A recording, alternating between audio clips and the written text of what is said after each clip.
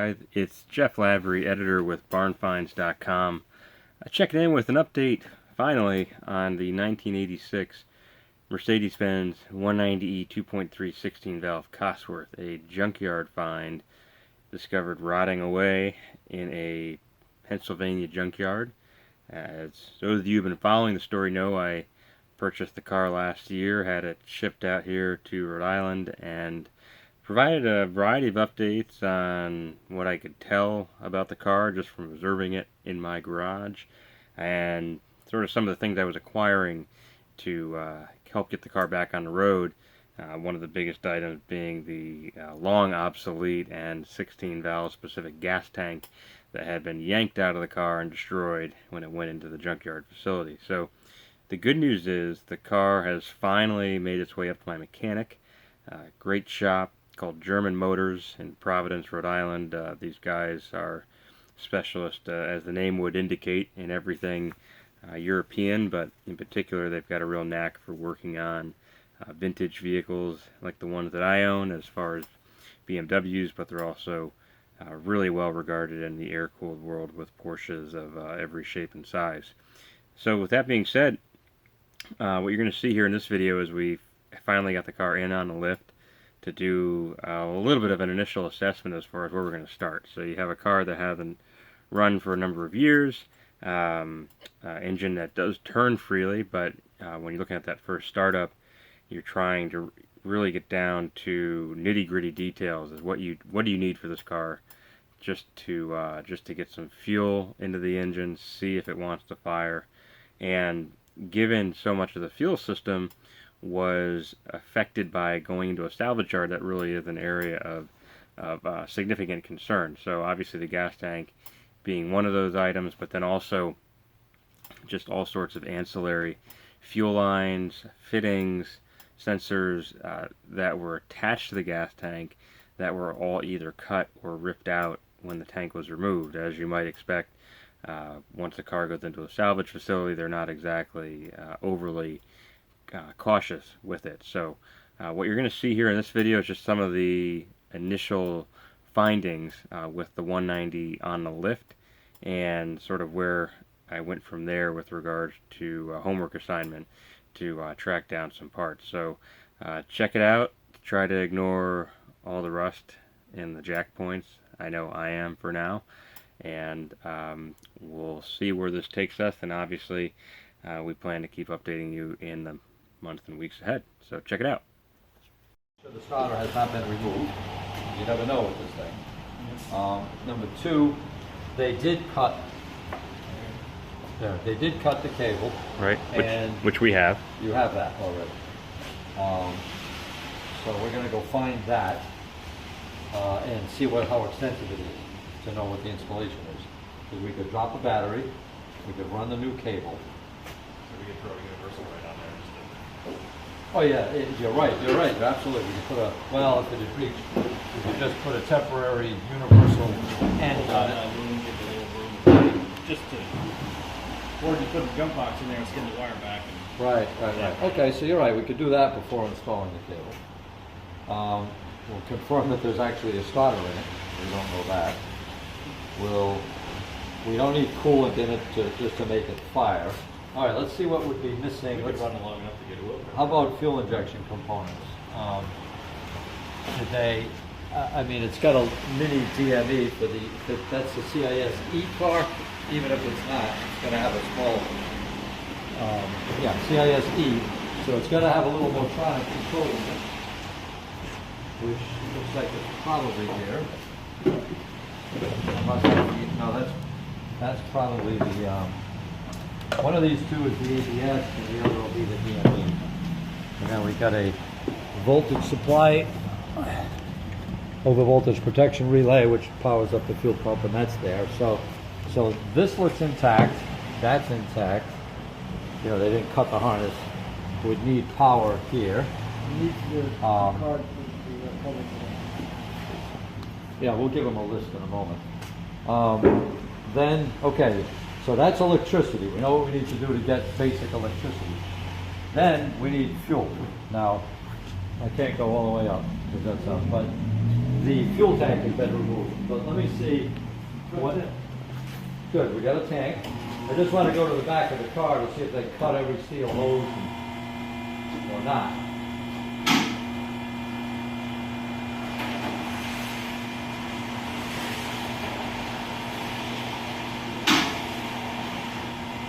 So right now we're looking for to see if the solder's still home.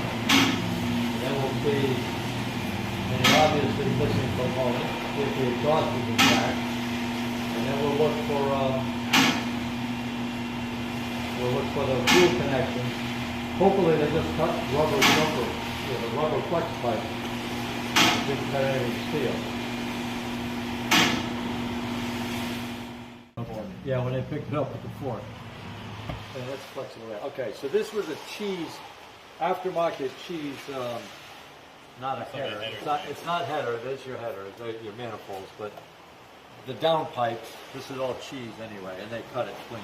And I have that whole assembly. You have from here? Yep. Outstanding. And of course, those 2 cents are still there. Okay, now let's see about fuel lines. What did they leave us? What did they leave us?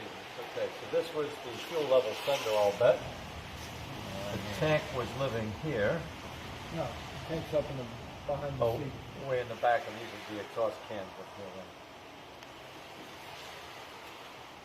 Huh. Actually not. I bet you there was a fuel tree there. That's actually in the box. Box of stuff you The bought. box is behind you. Yep. Well, let's go grab it. Comes out through here. I'm trying to figure the fuel line Here's stuff your now. line. Here's your hole right here. Yep. Okay, so that's for the bottom of our tank, and here's what they cut. So one's a feed, one's a return, and there's 2 lines over there. I'm Those trying to. lines look really bad too. I'm trying to figure out just how bad, what did they cut, rubber or steel? So it looks like they cut rubber in 2 places there, and they cut that third one that you had as well. There was something steel here. Well, I suspect That could have been. it was like this, All right. right? Yeah. Well, So let's see what's on the bottom. Okay, we've got some part numbers to give you to go to work on. Okay. And Dennis, you've Yeah, I'll rebuild the fuel you've got the station. oil line thing to talk about. You got to figure out if we I hit the can buy key, I that. don't want to pump the oil out of the ground. No So problem. you're going to loop that. I can move that. All right. And No, I then just wanted to see how and then far you- they went. and I you mean, can go to take work these on lines off and bring them over to Napa. the That'll hoses make to a the little coolant. Yeah, I'll see what I can There's no find. rush. I mean, I'll loop them. I Yeah. can give you part numbers if you want, but you might. I don't know if you want used ones or. I'll see what I can. So for that oil cooler, just try to find. The lines to the cooler, exactly. I'm going to lower this. I want to look at the edge compartment.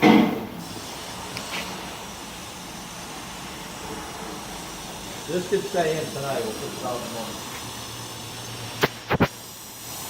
These are hood tags. I have that. I have that at home. It needs to be cut in front of the windshield. Where all the water's coming in, that's why the floor's a little wet. What's coming from the head of the windshield? There's holes or drains that are plugged in. Over here, behind the fuse panel. Over here, there's so much crap behind here. So the leaves probably clogged it with butter. Yeah, so you gotta get that clean and find out where the water's coming before you do any repair. All right, so the evap canister stuff, Jay, I don't see it here. I'll bet it used to live. What year is this? 86.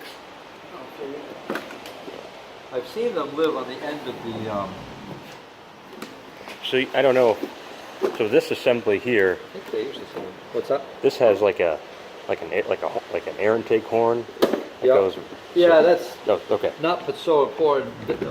Everything's happening here, and then that's much more incidental. All right, that's. I'm sure there's nobody home down there. Okay, that's what's important, and it's also nice this is pitched so that water didn't run in there. You know, this would spill out before it got there. That's your intake. Mm-hmm. What I'm getting at is at some point, maybe you have it in a collection of parts. There's a It's really not important to get it running, but the charcoal canister and all the evap plumbing, Okay. I think stands in a tall column on the end of the radiator Okay. over here. Which would have been lost when they stripped the radiator out of the car, Could have presumably. been. Could have been. I'm not going to chase new charcoal canisters. So Okay. I can show you in a picture. We printed the page that has that in it. Incidentally. Yeah, it doesn't have the part numbers though. No part numbers, but I can show what it looks like. Yeah. But that's much later down the road. I don't need that to get it running. Okay. So, what do you think cable is this though? Could be, you're right. The alternator there? It's here, yeah. No, here's the cable for the alternator, but Oh yeah, it's inside that. I just don't know what cable that was. We'll figure that one out. Oh, it's another cut cable? Yeah. I don't think that was under there. I think that was up here. At some point I have to figure out what it went to. Because it might have felt like stuff. We'll figure it out tonight, but. Well, those are blocks, which I think is for power to everything else. This goes to Yeah, this is your junction for your alternator, your charging port. Yeah. We'll peel that back to see the color code. We'll figure it out. Yeah, from that's that. true. All right, so we need to put plastic back where that was. So what it is, get in there.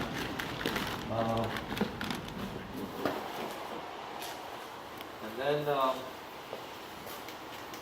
we'll leave it here for tonight. I'll package this up in the morning, put it back out, and I've got a couple of pages of things for you to try to fetch. Homework. Little homework. Mm-hmm. And here's the pages here. So I'm not saying it's that you can have these pages because we Yep. always look them up, print them again. So it is the fuel tree, fuel pump, fuel filter, accumulator. We want, this is the hose that has a threaded nipple on the end of it that screws into your spigot in the bottom of the tank. Okay. Okay, we want that hose. We want the next hose is where that, I told you I've got a hose that terminates nowhere because this is missing. Okay. So we need 47 and 53, and we also want, this didn't turn out to be cut to length, did it, at 95? It had a part number? So 95, now we've got those items here, these are your part numbers. Okay. Perfect. Okay, so that's on this page, here's your part numbers. Your last number, like, see how it says like multiple 95s? Yep. Your last number is your most current number. Oh Okay. yeah, so Yeah, supersedes, supersedes. supersedes. Oh, I gotcha. supersedes. Okay. Okay, so that's that, and then also in the fuel tree shit, I listed, if we have to, we'll reuse this thing, Yep. your tree, but But if we can get a new one. a fat lady sat on it, it's gonna take some straightening. Yeah, no, that So makes a we lot of sense. listed the rubber donuts, the bracket itself, Yep. I'll make, just give me the donuts, And that's got the it. pump and everything, I'll make it work. yeah, well, again, if you can buy it or find it cheap straight. This is that whole assembly that I believe lives standing like that Yep. on the end of the radiator. That's a Correct. big, tall evap, Oh. charcoal evap thing. And then it's got, you know, the purge valve over here, and it's got a bunch, I mean, all this is just piping. This is no big deal. This is steel that runs front to back. I need this section of it, and I need this purge valve. That's a rollover valve. That's Okay. a check valve that if the car's on its roof, it shuts the fuel flow off Okay. from the tank. So really on this page, all I'd need sooner than later would be this than that.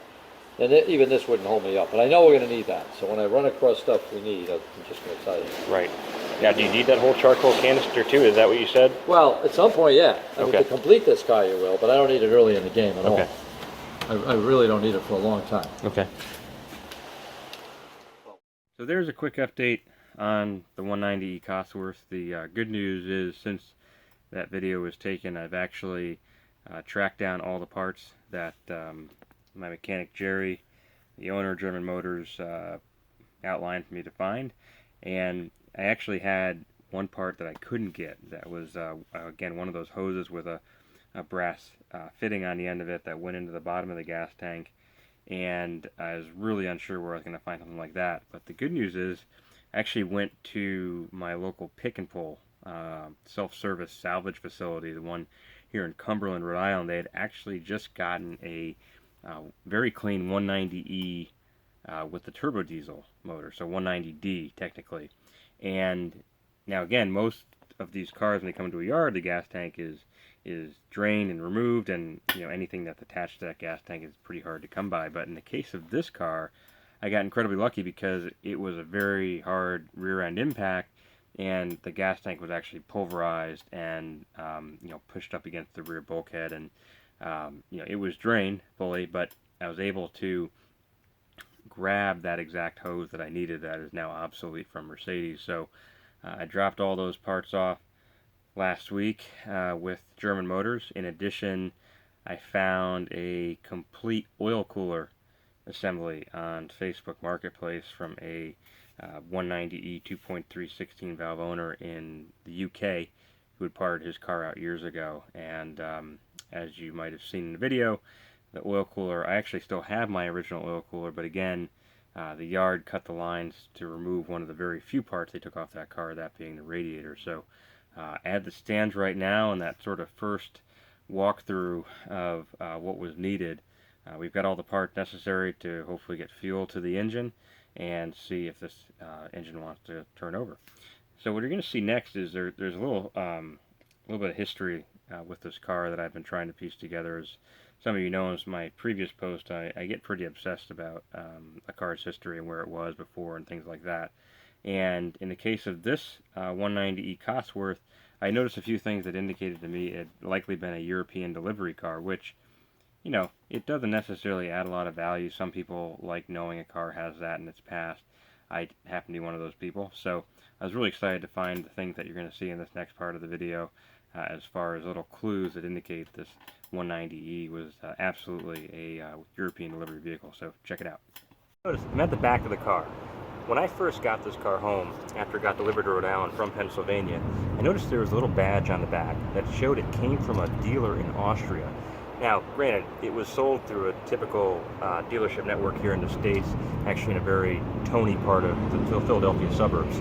But this little badge was from a dealership in Austria, which I found sort of odd because given the ownership history, which seemed to basically put this car in the hands of a presumably wealthy Philadelphia couple for most of its life until around 2010 when it went to the second owner, who undoubtedly is the one that kind of neglected the car, didn't have the means to keep it going. I found it odd that this very obscure dealer badge would just find its way onto the back of this car completely at random. So that was my first clue that perhaps this car was a Euro delivery car, which for those of you who don't know basically means the first buyer opts to pick the car up in Europe. Usually they get a modest discount and you get the benefit of having the car fully registered for European road use, so you can basically spend however long you want there, and Mercedes will handle all the shipping and logistics side of things. So they'll get the car registered for road use, they'll give you all the proper licenses and temporary registration so you can drive the car wherever you want, and then they'll handle the shipping of it home back to your closest home port. So most likely this car might have gone to New York and then been picked up in Philadelphia, is only a short drive away. Now, the badge, I admit, and I'll show you that in a minute, could be, very small chance someone put it there. Very unlikely, but I found something else in this car that puts it beyond a doubt, in my mind, this was a genuine European delivery model. I'll show you that right now. Here's the other clue right here, and you'd be forgiven if you didn't notice it right away. This is basically a latch for the European market specific emergency roadside triangle. So this triangle is a requirement for travel on European roads. Basically, if your car breaks down, you have to put this warning triangle behind it so that people know to go around you or slow down. And in order for this car to have traveled on European roads, it would have needed it installed prior to the first couple taking delivery. This is not something that, in my experience, a lot of cars are retrofitted with. I mean, sure, among some enthusiasts they might do it, but this, to me, given the ownership history of being, older couple and then someone who probably didn't know a whole lot about this car, this was definitely a factory installed item. You can see here it's basically a little latch mechanism that keeps the warning triangle in place, and the triangle itself, the trunk is actually designed to hold the two legs of the triangle right there and there. So when I saw this here, I absolutely knew this car was a European delivery, so that badge was no fluke and no joke, and really it makes the history of this car just a little more interesting and definitely worth saving. So that's what we have for update at this point. The goal is to get that 190 filled up with at least enough gas to see if it wants to turn over and fire. That's probably a few days away yet. I have to work with German Motors on their scheduling. They've been super accommodating to me in terms of taking on a project like this that's really probably a little more tedious than they're typically used to working on, but they are longtime friends of mine. I've brought all my cars to them for the better part of 10 years, so excited to embark on this latest chapter with them, and I'm excited to show you guys, fingers crossed, that you can still find a classic, limited production, unique special car in a junkyard, and if you're willing to take the chance to roll the dice, you might even end up with a runner without too much effort. So we're obviously hoping to see this car fire up. That'll, God willing, be our next video, and if it doesn't, then we're gonna have to figure out a new plan and go from there. But if we do hit a roadblock, and it looks like we're gonna be a few weeks or maybe even month before another significant update, the good news is I actually picked up another car that happens to be one of my all-time favorite vehicles. I don't often repeat vehicle purchases, but there's one car that for me, if I can get my hand on one, I tend to go for it, especially since the first one of these cars that I had, I lost very unexpectedly due to a mechanical failure that I just couldn't resolve. So I'm real excited to show you this latest purchase in the next few weeks. Unlike other cars I buy, this one actually runs and drives, and of course has mechanical needs, but it's going to be a really fun vehicle. I've actually been enjoying it the past few nights, and it's even with all the oil it's leaking and the overdue cooling system refresh it needs, it's still an absolute hoot to drive. So watch this space, and we'll have an update on this little bit of motorsports history that's now parked in my garage. But thanks for watching. Be sure to check out barnfinds.com for all future updates on the 190E Cosworth Junkyard find, any number of other vehicles that I happen to decide that I can't live without. And obviously the barnfinds.com YouTube page is full of really cool stories, other barn finds and things that we're working on in the garage. So check it out, and we'll be back real soon with an update on the Junkyard find 190E 2.3 16 valve Cosworth. Thanks for watching.